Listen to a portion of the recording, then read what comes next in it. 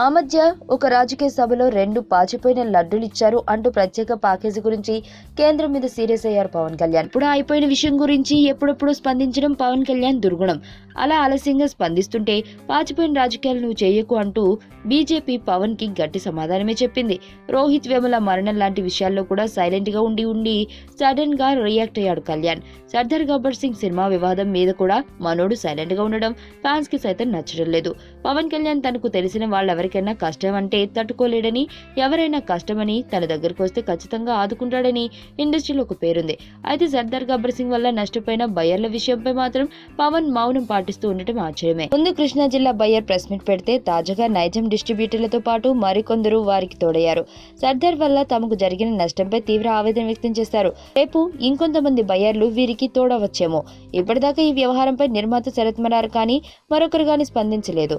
ఇలా మౌనం వహిస్తుంటే తమ వైపు తప్పు ఉందని అంగీకరించినట్లే. సుబ్బు, నీకు తెలుసా, నాకు ఎర్లీ మార్నింగ్ ఒక కల వచ్చింది. ఏమని? నువ్వు నన్ను జ్యువెలరీ షాప్కి తీసుకెళ్ళి వడ్డానం కొనిచ్చావంట. ఏ టైంకి?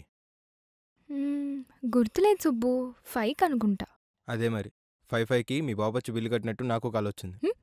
గీతా సుబ్రహ్మణ్యం, ఈ జంట పేరు గీతా సుబ్రహ్మణ్యం.